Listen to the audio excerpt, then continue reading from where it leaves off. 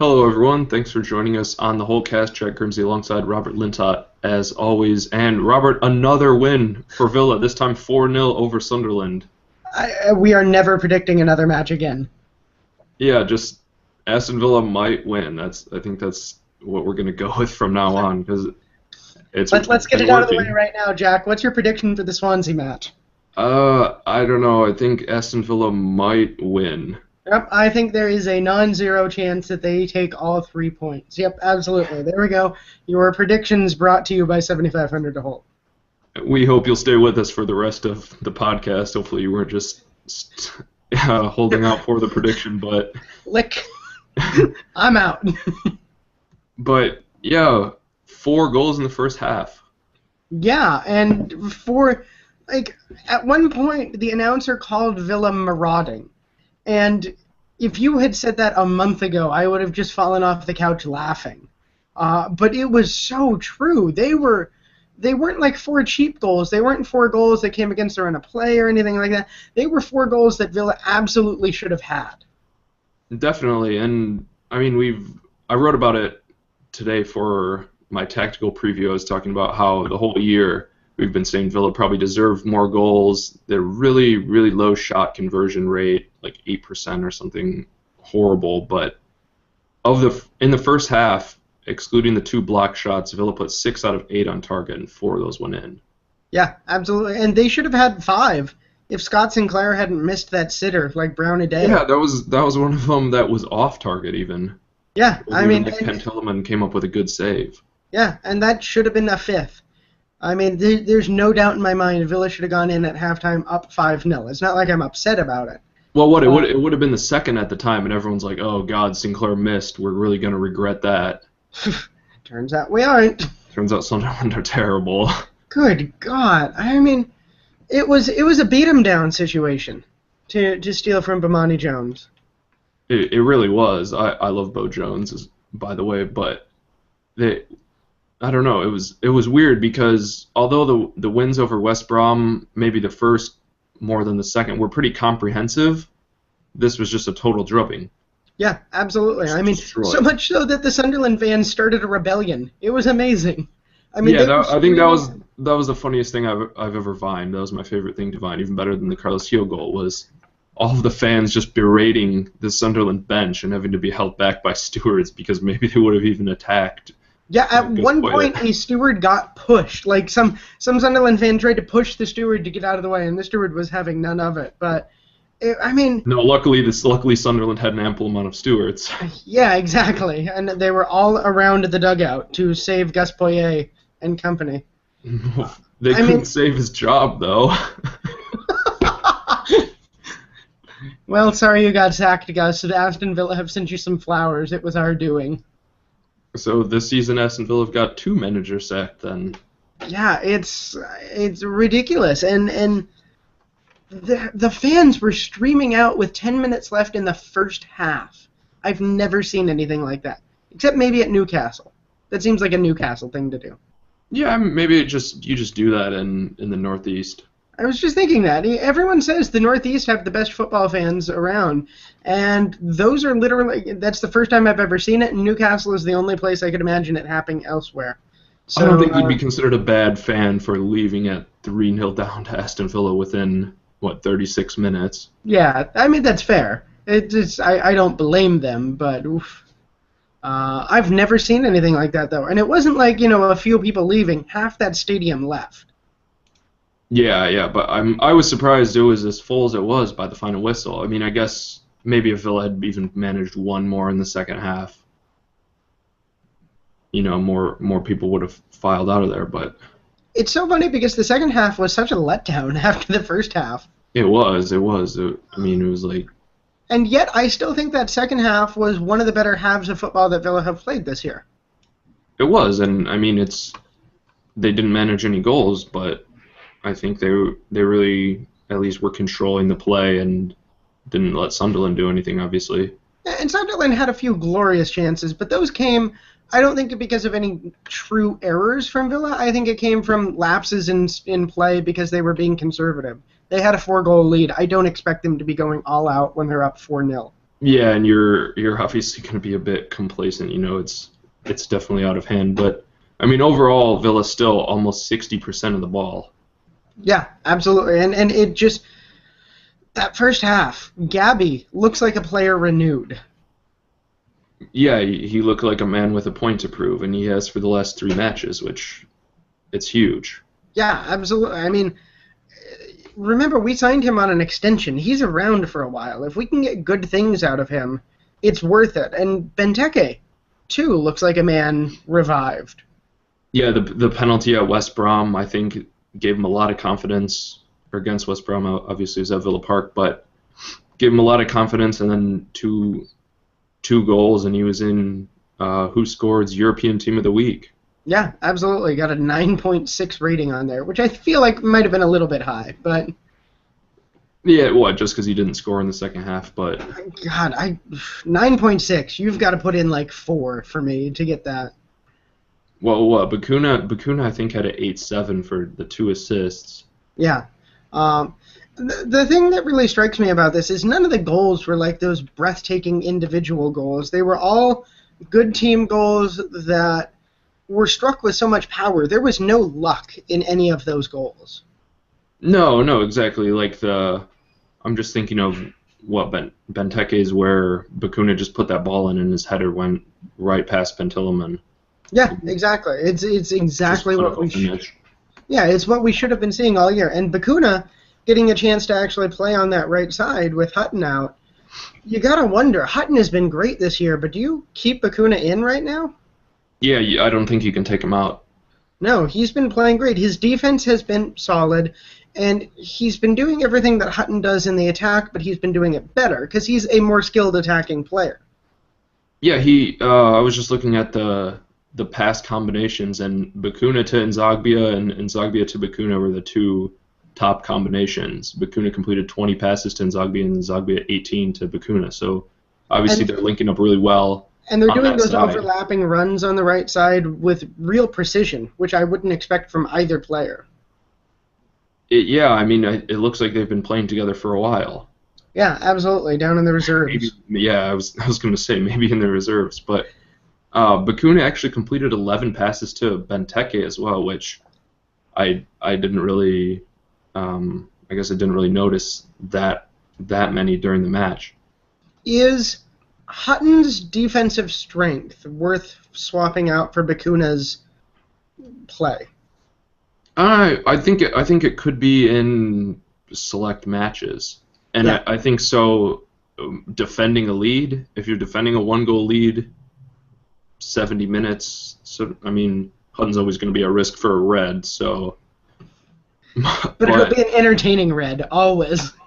Yeah, but I mean, if you're going to put him on and maybe push Bakuna up, maybe you take Nzogbia off, you put on Sanchez, you push Bakuna, and then you have Hutton come in as well. I don't know. Yeah, absolutely. I think maybe against, say, like Manchester United or Tottenham, Hutton is the better choice, because those are matches where I think you're looking to limit the damage.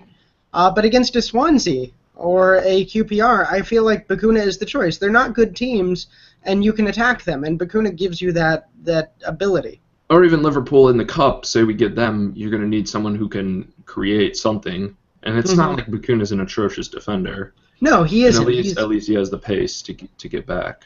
Yeah. It's a cool dilemma to have. And the way Matthew Loughton's been playing lately, I mean, we have potentially 3 right backs that are definitely. all good. And worse, I mean, with the center back dilemma we've been having, I guess we'll spoil the news that it looks like Villar isn't going to be fit for Swansea. But if Loughton has to fill in at center back, that's not the worst situation either, which we've seen him do in the past. More with 3 at the back, but yeah, I think he still could fit in an emergency. Yeah. But he's been really solid on the left. Yeah, he has been, and I think he's been better than Sissoko and Richardson have been on the left. Yeah, it looks like he's a better combination of attack plus defense. Sissoko, really stout defender, and it's more like that Hutton Bakuna comparison you were just making. If you need someone like that, and I mean, Sissoko just can't complete a cross, and even Loughton's left foot looks more likely to complete a cross than Sissoko's. Exactly. Loughton has shown a lot going up, and getting. I mean, that penalty he won against West Brom was just massive. It really turned the season around.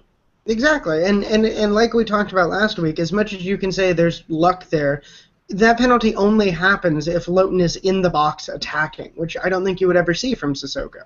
Exactly. Even if he was hesitating more and say we only won a free kick or something, well, we're screwed because that wasn't going to go in. Yeah, exactly. It's I think we're in a good position right now with the back line, which sounds really weird given all the injuries we have, but once we start seeing people get healthy again, there's a lot of options there. And they're all good. Yeah, and it's even more encouraging looking to next season, just seeing the chemistry that Clark and Okora have. Yeah, absolutely. I mean, a couple years ago, some people were saying Clark next Villa captain. Yeah, but he was also playing left back and also defensive midfield at that point, and I mean, kind of just filling in. But now he's really starting to show that he could be the next captain. Yeah, absolutely. I mean, there's a competition there between him and Delph. Yeah, but I mean, either way, I think even if Delph has the armband and Clark vice captain, to the future, I think the defense is in good hands. Yeah, absolutely. And what I've really liked about Clark is he's been that rock, that anchor in the defensive line that we saw Vlarby last year, right? And Vlarby at the beginning of this year. He's taken over that leadership role in the back four. And Clark goes in with some stiff challenges, but he never really looks like he's out of control. No, he's that's the astonishing thing. He's got speed on him, just little bursts. I don't think he's a stamina guy, but he's got little bursts of speed, and he will pop up and make a hard tackle that is perfect. Yeah, like every against time. Leicester, he floored Schlupp. Mm-hmm. He got the ball, and I mean... Yeah, absolutely. I like what I see out of him, and I like the fact that he's working well with Okora. I'd like to see Baker get a little chance. A little part of me, as much as I love Okora, would like to see a Clark-Baker pairing. Because, remember, 3 years ago, we sort of thought they were the future. And, I don't know, Baker's pretty good in the air. Yeah, absolutely, so long as nothing touches he has the tendency to pick up head injuries. He really attacks the ball, and I guess that's one thing we haven't really seen so much from Okora, but... Yeah, absolutely. And remember, Okora's what, 23, I think? No. 24? He's younger than that. Is he younger than that? He's younger than I am. He's still a baby. I mean, the fact that he looks as good as he does at 22, my apologies. 22. Yeah, he's 22. And compared to the man we debuted, that's positively ancient. 6 years older than Russian Hepburn. Hepburn Murphy, yeah, RHM, I guess. I think I said on Twitter because someone was like, we need a nickname for him, and we do, and I guess RHM, that will fill in for now. I don't know how much we're going to see of him, and we obviously only saw him because it was 4-0. I think if we really need a forward, I think it's going to be Vyman. And I think just due to the injuries, but I don't know. We have we'll get to it in a bit, but we have 3 matches in a week coming up. So I mean, who knows? Yeah, absolutely. He looked good. I mean, he didn't have a chance to do much, but he didn't look too out of his depth, which no, he I think once when we lost the ball, he was pressing the back line and kind of had a block on a clearance, I think that was good to see. Yeah, absolutely. He drew a foul. Yeah, exactly. I mean, he's a regular Jack Grealish. Yeah, basically. I mean, that's got to be a heartbreaker for Grealish. He could have came on as, maybe he would have started, maybe not, but if not, he probably would have came on in the second and maybe could have scored at least one. Yeah, that's true. Another, that would have been a perfect match. Took his rage out against West Brom on Monday, though, in that that's U21 true. match. Yeah, we had a really strong U21 lineup going. It just seems cruel to throw, what was it, Grealish, Hill, and Sanchez in the starting lineup of a U21 match. Well, I mean, Grealish is U21. Well, yeah, but at this point, yeah, it just seems a little overkill, which I love. Well, I mean, it's not like United playing Falcao in the U21 match and he didn't even do anything. Yeah, that's true. God. But yeah, that Sunderland match was incredible. The second half, like we said, little, but we don't care. We kept the clean sheet. It was a let off of a half. Yeah. Keeping the clean sheet, that was what was important for me. Yeah, absolutely. It bumped our goal differential from one of the worst in the league to now fourth best, fifth best, somewhere in there. Fifth. Worst. Yeah. It's not. We're not still fifth best anymore. We scored 27. But It was great. Down or up, I guess. I saw you kind of had the same conundrum, I guess, down or up the other day. But flipped down to just minus 19. Flipped it with Sunderland. They're at minus 20 now, and hopped them in the table. So now we're 16th with 28 points, and Sunderland 17th with 26 points. And really, Burnley on their heels after beating Man City on Sunday. Yeah, and a hell of a win from them. Yeah, I don't know if you watched it, but I mean they only had 30% of the ball, but Man City weren't doing anything. It was like old Villa under Lambert when they wouldn't get into the box or do anything. And Burnley had one great chance. They took it, and credit to them. Yeah, absolutely. It was incredible. I couldn't believe they had beaten them. I stepped out. I had been watching it a little bit, then I had to go. And walked into a store, and they had it on the screen, and it was just as Burnley were walking off winning. I'm like, are you kidding me? That actually happened? Yeah, I think Man City gonna hate themselves after maybe they could have made up 2 points on Chelsea, but yeah, absolutely. Chelsea it's been over for a while. Chelsea have the 6-point lead with a match in hand, so they could have a 9-point lead when all things are even. Yeah, and it looks like Arsenal are even gonna jump City, I think, at this point. But yeah, absolutely. I mean, heck, United could jump City at this point. Yeah. So, but speaking about teams who have a lot of players in the England setup, now Fabian Delph has been called up today for the latest England squad. Going to have an international break coming up soon. So nice to see him back in there. Yeah, absolutely. I thought maybe when he had that injury and was out for a while, it might derail him. But the fact that he's looked good since he's come back and there haven't been any international breaks mean that, he sort of skips that little period where he didn't look so good. Yeah, exactly. Kind of brushed under the rug, really. His goal against West Brom probably helped him get there. Yeah, and I think he had a good match against Sunderland as well. Yeah, absolutely. He's been exactly what we wanted from him, which is that sort of creative leading dynamo right in the middle there. And he's exactly what Sherwood wants in midfield, with just a kind of a box-to-box guy. Sherwood doesn't really go for really deep-lying or defensive midfielders so much, but in the 4-4-2, a really perfect fit. Exactly. He's been looking much better lately. I mean, everyone has been looking better under Sherwood, but it's players like Delph who we knew should have been really good players that it's refreshing to see that. Yeah, and it's good to see him in the England setup, especially when players like Andros Townsend kind of just making it in on a big club basis just because of who they play for. Yeah, exactly. And, a little part of me, a little bit of backward speculation. Can you imagine if we hadn't gotten rid of James Milner, a midfield pair of Milner and Delph? Yeah, that would be amazing, but I don't know. Milner got wrecked by Messi, which not really saying a lot, but yeah, no kidding. Pretty sure 99% of the world gets wrecked by Messi. At least. Yeah. But yeah, it was not a good showing. But so, anyways, we're happy for Delph. Hope he can do well for England and better not injure himself, more importantly. But gonna move on to Twitter questions. Got one from Jamie Cutteridge asking, how do you think our squad will cope with the extra demands of the Champions League next season? Which, my favorite tweet I've seen in quite a while. I instantly favorited that one.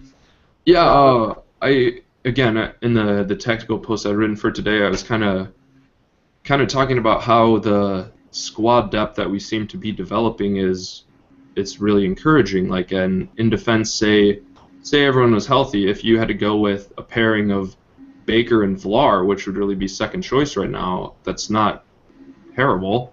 No, absolutely. And then look at who's getting left out: Ashley Westwood, Carlos Sanchez, and Carlos Heel, and then even behind Sinclair at that left wing spot is Jack Grealish.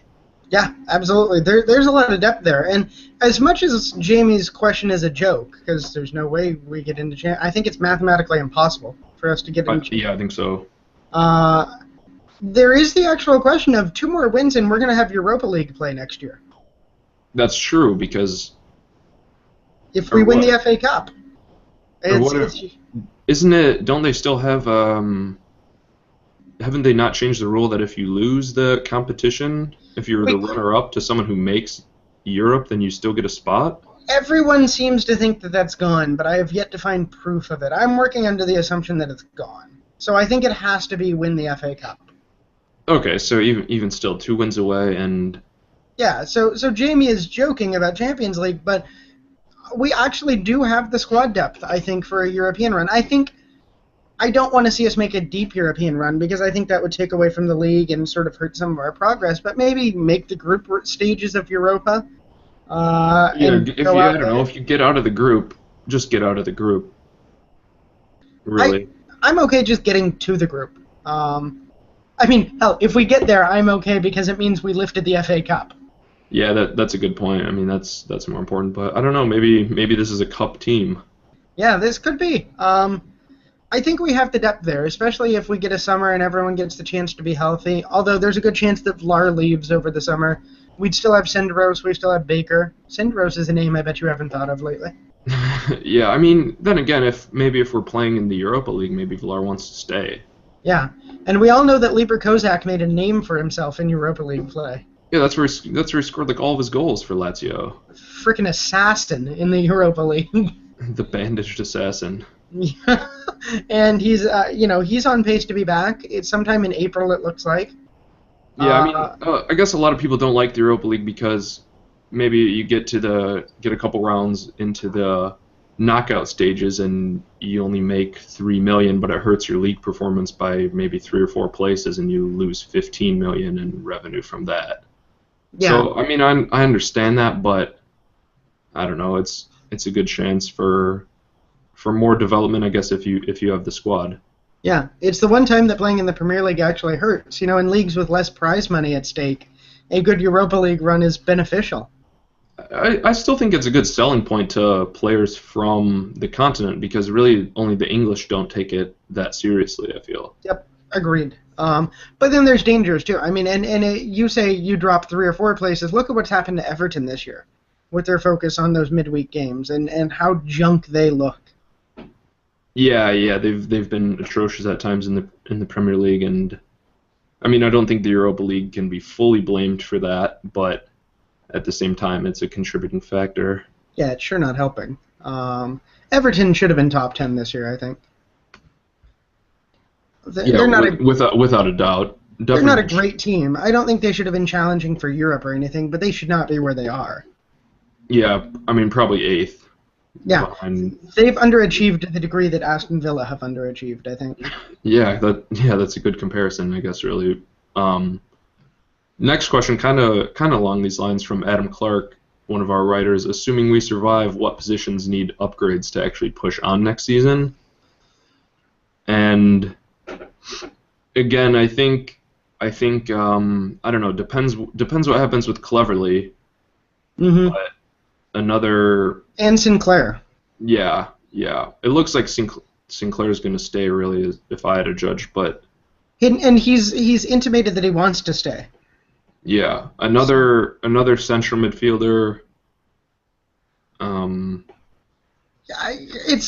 I really like this question because I think it's a smart question, and I think there's a lot that you could talk about. My problem is evaluating right now is so tough because we have 4 matches worth of Tim Sherwood telling us one thing and an entire season under Paul Lambert telling us another thing. And so I'm not really sure what to think of the players we have right now. Yeah, I'm not sure either. I'm not sure how much that Lerner's gonna want to spend in the summer. Mm-hmm. For instance, is Gabby the player that we saw all season, or is Gabby the player we've seen in the past 2 weeks? Yeah, exactly. Because if it's this Gabby, and you got to assume Benteke's back to kind of what he's supposed to be doing. Yeah, absolutely. But I mean, if it's this Gabby, I don't think we need to upgrade at striker. If it isn't this Gabby, if it's a kind of meh Gabby Agbalnahor, I think we do need to upgrade at striker. I think we need another attacking option. And again, it depends how Kozak looks, really. Yeah, absolutely. But do we see Nicholas Helenius come back over the summer? Has he worked out his issues, and do we see him come back and make anything of this time? I think all the players that got loaned out are going to get a chance to show what they can do because Sherwood hasn't seen them.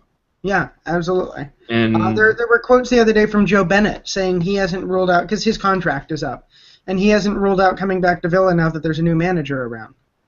And yeah, why should he? Because I don't know, maybe at left back depends. Like earlier in the season, we had speculation of what if we could sell Sissoko. What if you sell Sissoko for more than you bought him for? Loughton, who knows what we're going to do with him?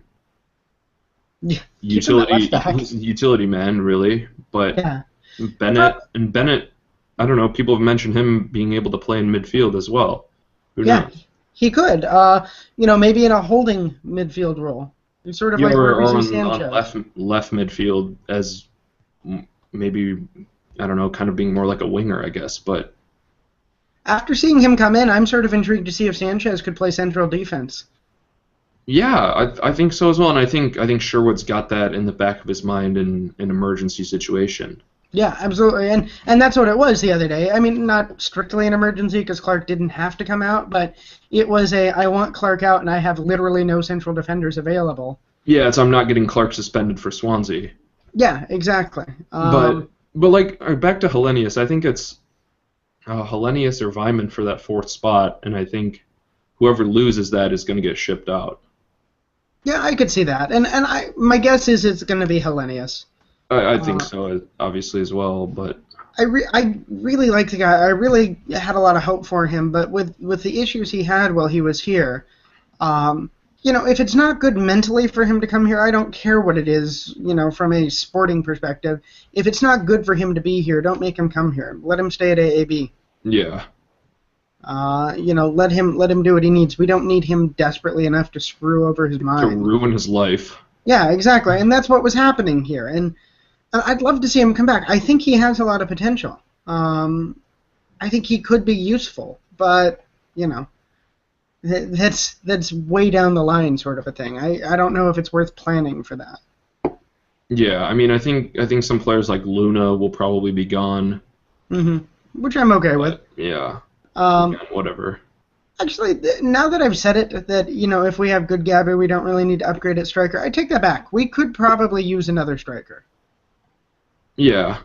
Especially if we're going to be playing a 4-4-2. Because you've got Gabby and Benteke, and then Kozak will be full strength next year, hopefully. And who? Do we trust Vyman there? I think we need someone else. Yeah, that's what I'm saying. It kind of depends for that fourth striker spot, but... Yeah. That's what I'm thinking. I would actually be really interested...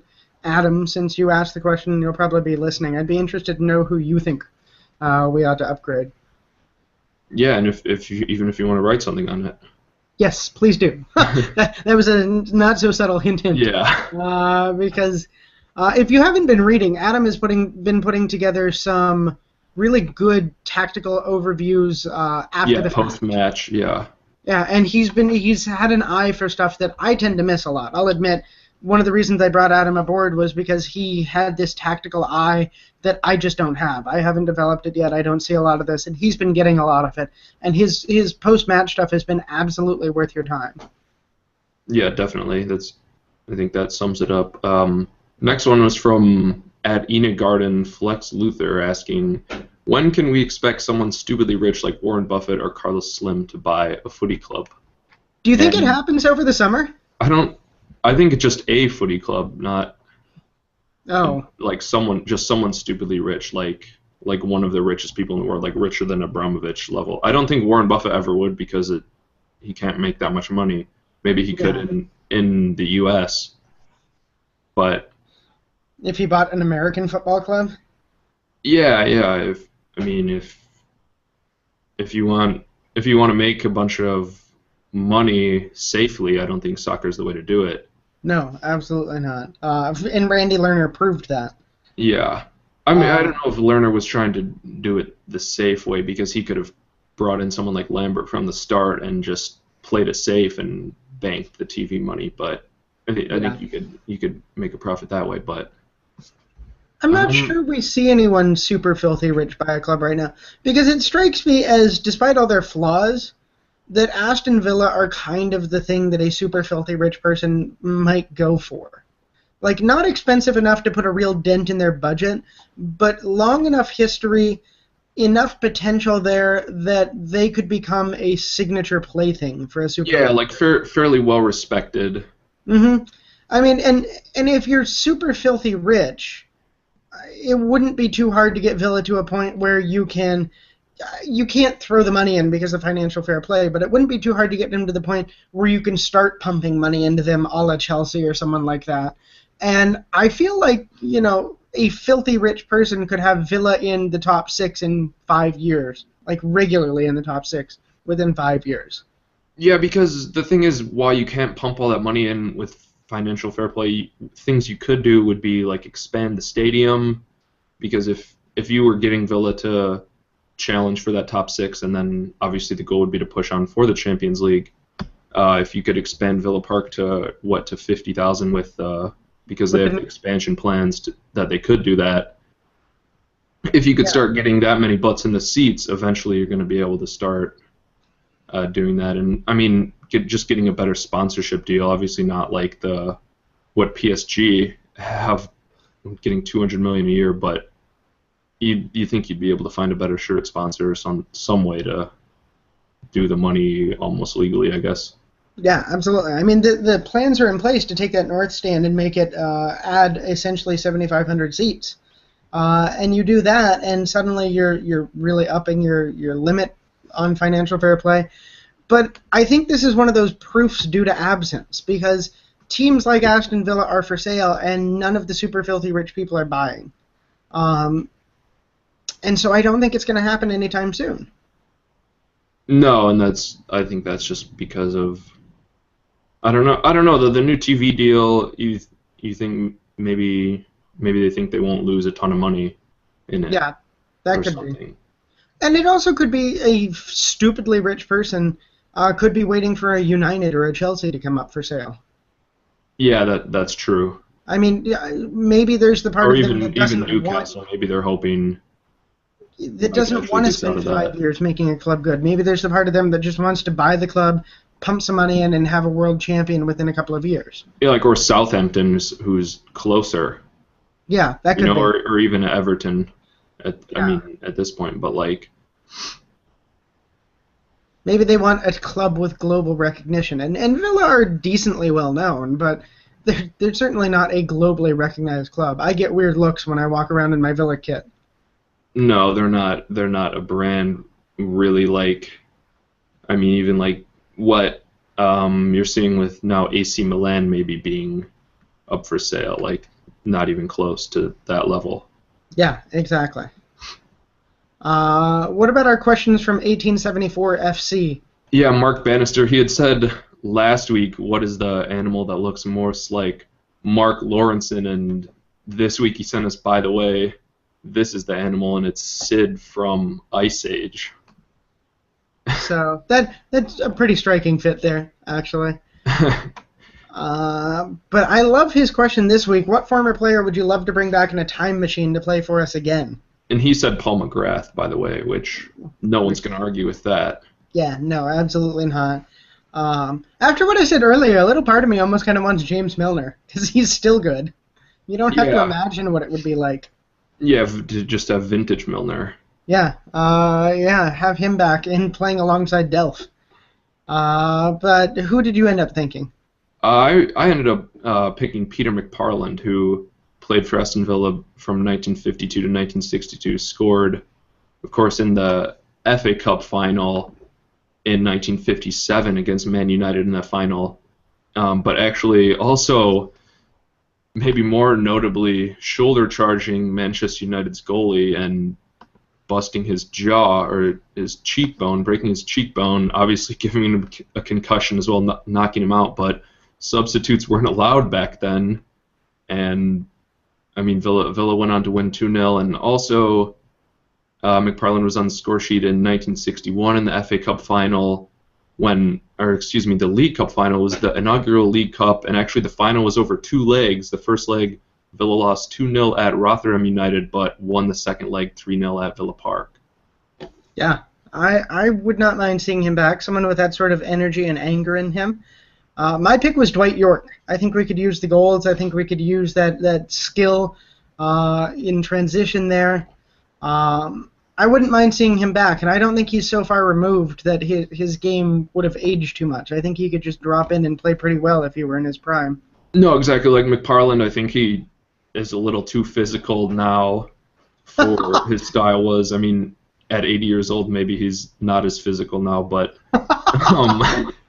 yeah, nope, still out there punching assholes. But shoulder charge to the face. But yeah, I think like you're saying with York, his playing style would translate more to the game that we see today.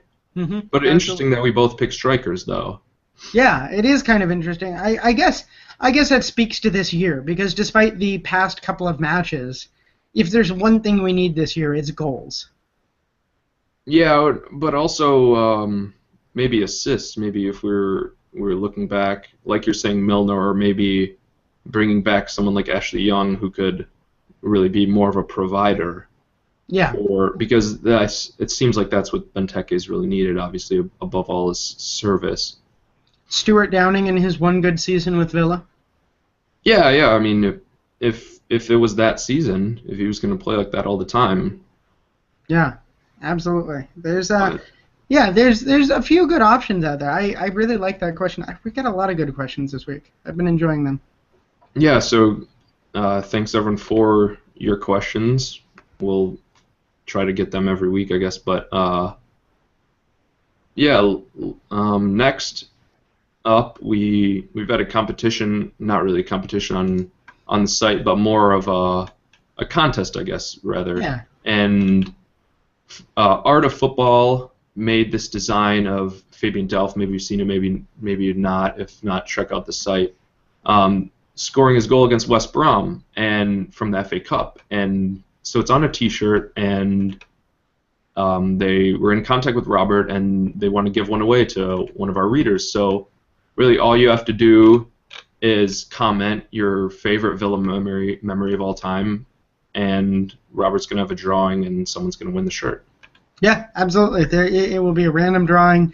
You don't have to write eloquently or anything. Just stop by and tell us your favorite Villa memory. Art of Football just thought that maybe we could do a simple question or something, and while I liked that idea, I thought it was a great chance to actually get to hear from people. What are your favorite Villa memories?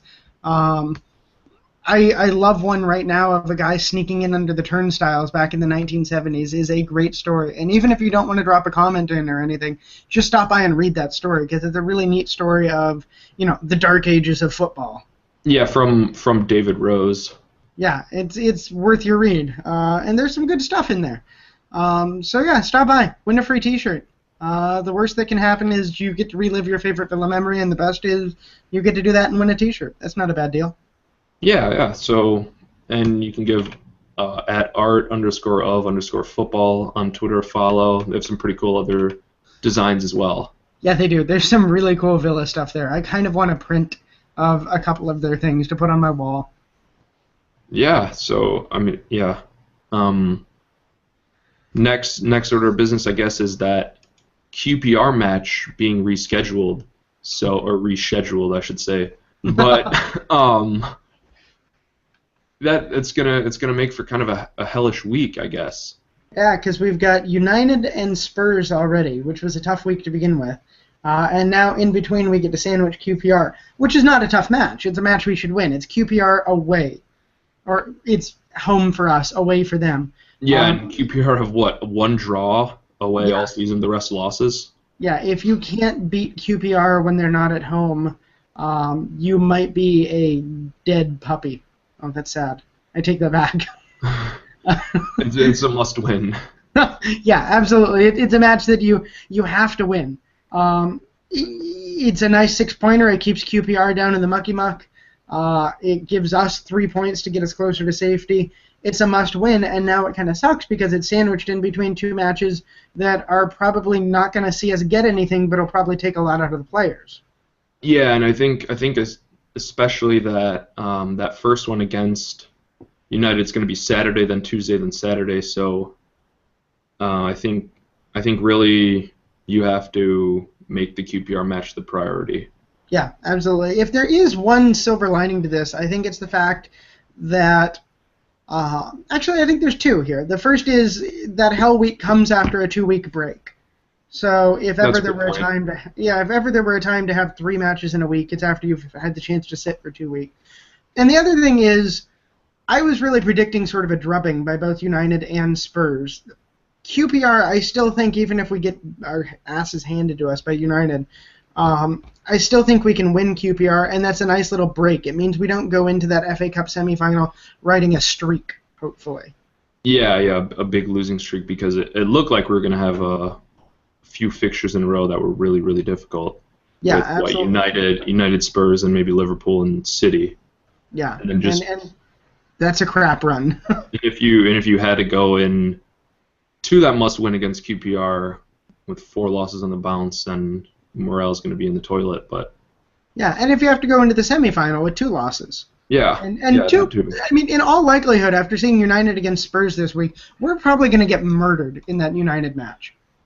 Yeah, they were playing their best football of the season, but I don't know, maybe the international break screws them up. Yeah, or maybe the United that you see every fifth match shows up, Yeah, which is the totally ineffectual United. the one that lost to Swansea.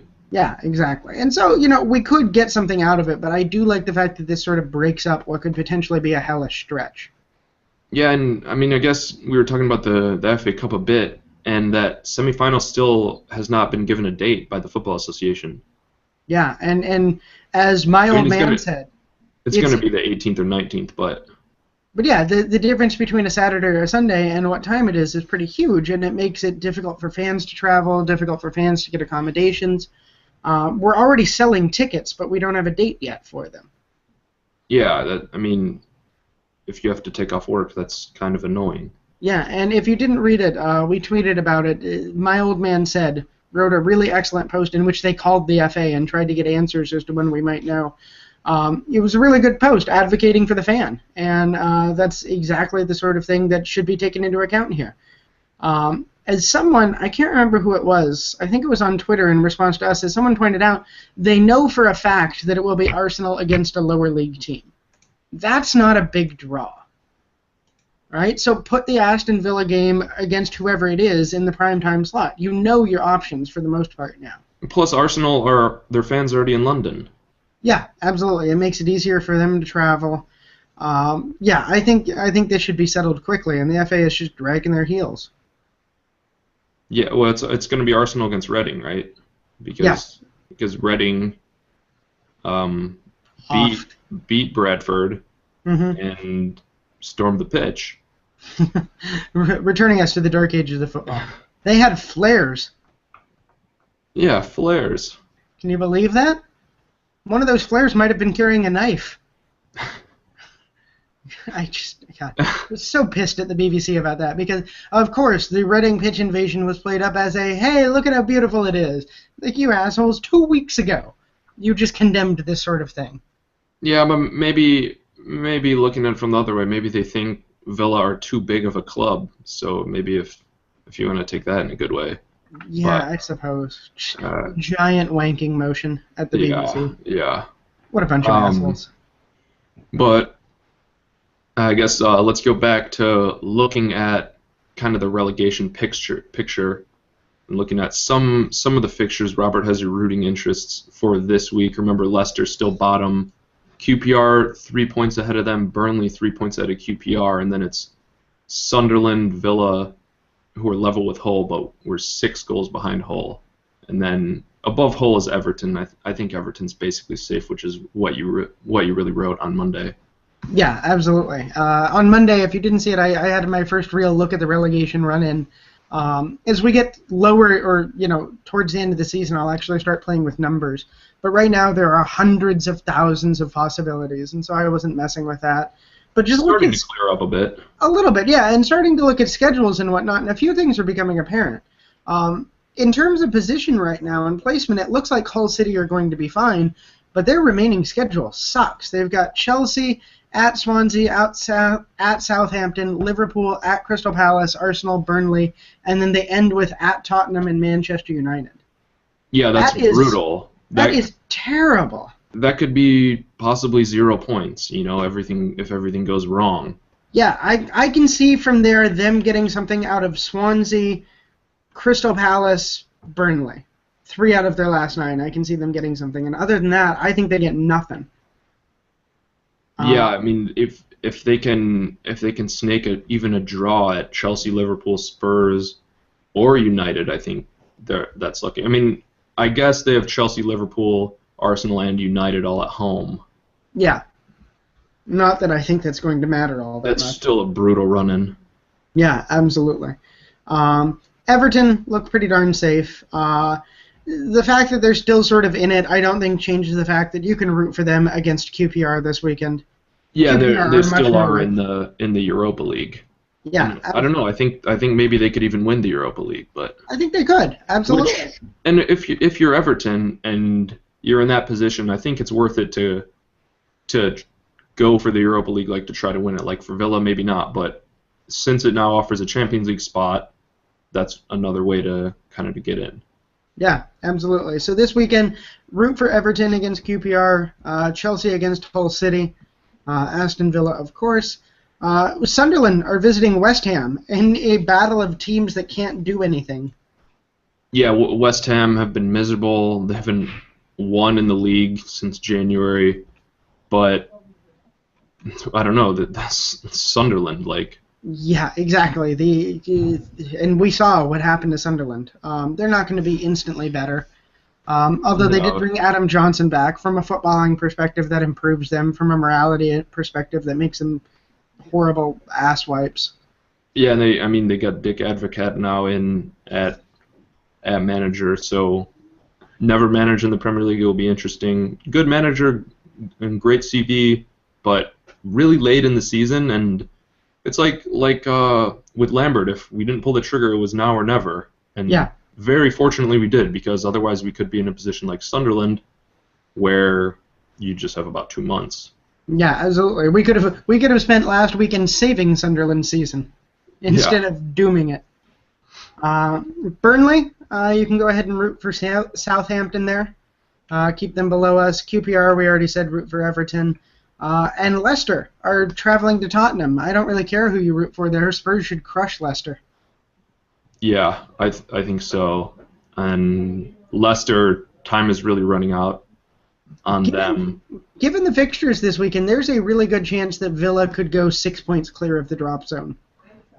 Definitely, but it's going to depend on the Swansea match, which I guess brings us to that. And Swansea, not sure if you watched them on Monday, but they really dominated Liverpool for the first hour. They should have had a couple goals in the first half. Unlucky deflection. Defender tackled it into the shin of Henderson, and it looped over Fabianski, and that was the only goal. That was all Liverpool needed. Yeah, and that first hour, Swansea looked kind of horrifying. Like the idea of facing that Swansea team. And that was Swansea at home, and granted, but exactly, and we get them at Villa Park, and if the fans keep coming out, I know it's not a derby, but if they keep coming out like they did against West Brom, I feel like Villa Park could become, a fortress again, because that place was so loud.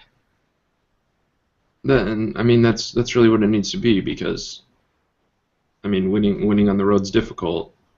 Yeah, absolutely. This is the match where Villa need to get 3 points. I'm not sure it's a match where they should get 3 points, but I think this is the match where they really need all 3. So far, since Swansea have been in the Premier League, they've lost just 1 against Aston Villa, 3 wins and 3 draws for the Swans. So it's been a tough go, but.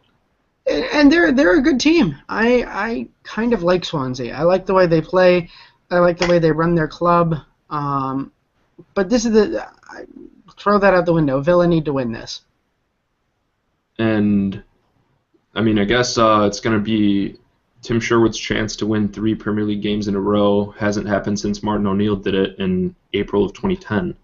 Yeah, and I think he can. I'm not predicting that. I think he can win those 3 matches in a row. I think you run out largely the same lineup that you did against Sunderland. Yeah, I think you go with exactly the same lineup, which is, again, back to that article that I've mentioned now like 10 times. But that's what I said. Don't mess with the winning team there. Yeah, absolutely. They looked so good there that I think you have to play them again. Have Hutton on the bench to come in if you get that 1-goal lead, just like you mentioned earlier. But I think there is a lot of potential in this match, and a win here would do a lot to make our lives much easier, especially given what everyone else is facing this weekend. Yeah, and like you said earlier, it looks like Villar might not be back, but the bench should be a bit stronger than it was last time out. Yeah, I would think so. Grealish is going to be back, and yeah, with Hutton back. Is Grealish back? Yeah, it was just a 1 match. Oh yeah, it was a 1 match. Sorry, for some reason I was thinking 2. But yeah, so he'll be back, which is good. It'll be a better bench. I don't think we have to see RHM again. No, probably not. It would be kind of neat to see him on the bench again. Yeah. But kid looked like he was 11. Yeah. I've never seen someone so baby-faced. Kid is going to be ID'd until he's 40 when he wants to buy a beer. But I don't want to make a prediction. The match has me a little bit nervous because this really is one we should win. And whenever that's the case, that gets me a little nervous. But the way Villa have been playing lately, I like them. I like watching this. I think Villa have a chance to win this, and I mean it's at home. I think if it was away, I think it'd be difficult, and a point would be good. But yep. Yeah, I don't think the point's good here. I think you need the win. Although then again, given what is going to happen to everyone else, a point may actually bump us up a point. I don't see anyone else below us getting points this weekend. Yeah, taking a point's not the worst thing, and it could be like the January 1st match against Swansea, 2 years ago, just Benteke in stoppage time when Villa they scored early, and then I think Swansea were kind of really controlling the match, but I don't know. We'll have to see how it goes. A point is not always the worst.